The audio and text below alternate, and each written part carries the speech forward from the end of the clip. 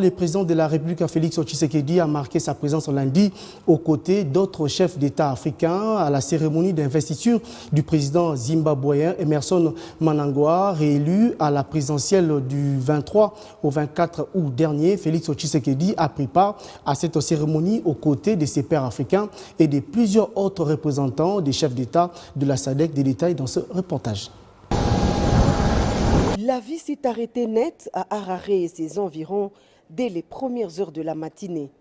De nombreux Zimbabwéens ont investi tous les compartiments du National Sports Stadium pour un rendez-vous sacré relevant de l'ancrage historique de leur nation. À sa descente d'avion, le président Tshisekedi est salué par le ministre zimbabwéen des Affaires étrangères et une frange des Congolais sélectionnés parmi des milliers d'autres postés aux alentours de l'aéroport international Robert Mugabe de Harare. C'est une tonnerre d'acclamations qui marque l'entrée des invités de marque présents à la cérémonie de prestation de serment. Le Sud-Africain Cyril Ramaphosa, le Mozambicain Philippe Nyusi et Félix Antoine Tshisekedi Tshilombo de la République démocratique du Congo rejoignent la tribune. Déclaré vainqueur avec 52,6% des voix, Emmerson Mnangagwa, âgé de 81 ans, remplit pour un second mandat présidentiel. L'homme du jour rejoint le stade avec une foule évaluée à plus de 50 000 personnes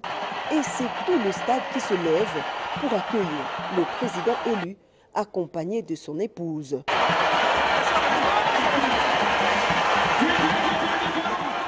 Au pouvoir depuis 2018, le président Mnangagwa, successeur de Robert Mugabe, qui avait dirigé le pays depuis son indépendance en 1980, a prêté serment devant la Cour constitutionnelle de son pays avant de prononcer son discours d'investiture pour un second mandat à la tête de l'ex-Rhodésie du Sud. His Excellency, my dear brother, Tshilombo Tshisekedi, President DRC, welcome.